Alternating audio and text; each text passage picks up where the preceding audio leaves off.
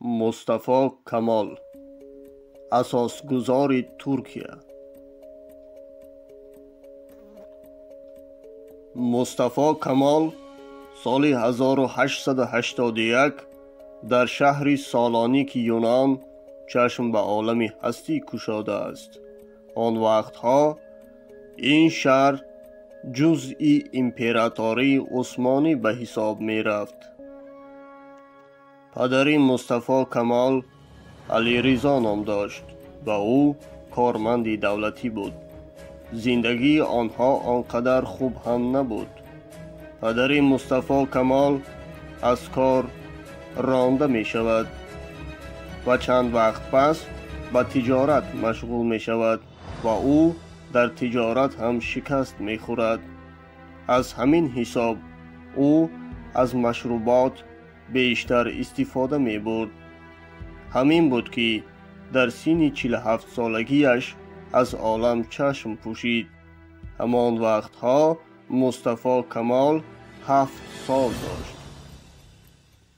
مادر مصطفی باشد او را گرفته به روستا به پیش برادرش رفت. در همان روستا مصطفی به مدرسه رفت. بعد مدرسه او به کارهای کشاورزی تقایش یاری می رسانید. مصطفی پسر نهایت کنجکاو و زیرک و دانا بود. مادرش این چیز را درک کرده مصطفی را دوباره به شهر سالونیک یونان روان می کند. در شهر سالونیک مصطفی به مدرسه رفت. از حساب دعواهایش چندی بعد او را از مدرسه راندند. دیر نگذشته مادرش هم به پیش او آمد. پس از رانده شدنش از مدرسه او شوق پیدا کرد تا به نظام پیوندد، البته نظام حربی. مادر مصطفی نمیخواست پسرش نظامی شود. سببش در آن بود که پسر او به سفرهای دور می رفت و این را مادرش نمیخواست. در نهایت مصطفی کمال در سن 12 سالگیش وارد مدرسه نظامی گردید. مصطفی در همین مدرسه به نام خود اضافه کمال را یعنی مصطفی کمال را گرفت. برای آن او را کمال گفتند. روایتی هست که در صنف آنها پسر هم بوده است با نام مصطفی. از همین سبب او با نام خود کمال را اضافه می کند تا او را از دیگران فرق کنند. وقتی که مصطفی کمال به مدرسه نظامی رفت همان وقت مادرش دوباره ازدواج کرد. برای این ازدواج مصطفی مخالف بود. این را نمیخواست.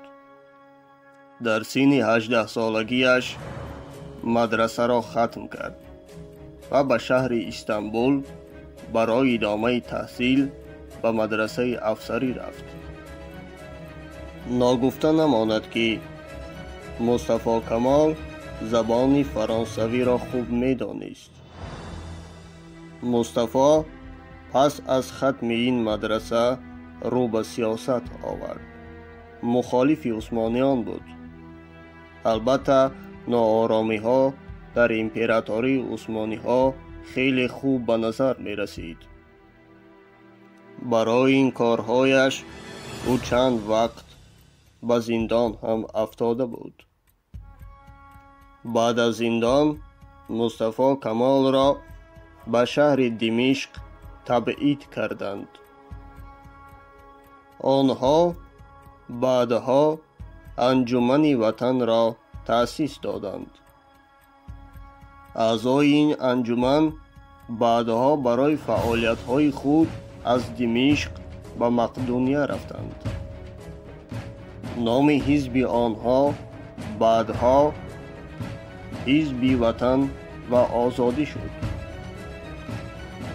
همین دوره بود که استقلال خواهی ها در امپراتوری عثمانیان زیاد می شدند. مردم اعتراض می کردند.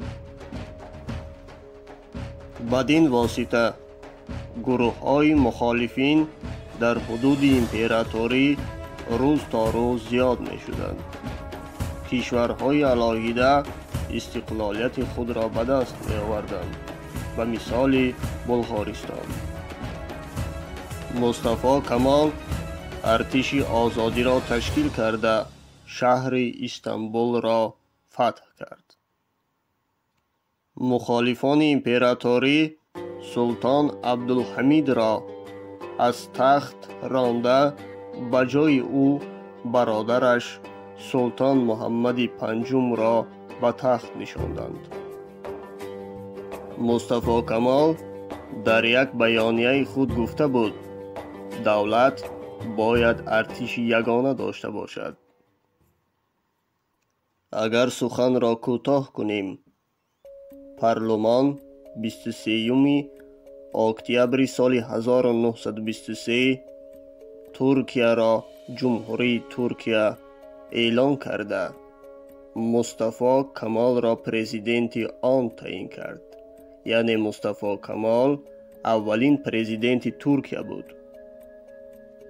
پس از خدمت‌های شایسته‌اش مصطفی کمال اتاتورک به ترکیه 10 نوامبر سال 1938 از عالم چشم می‌پوشد.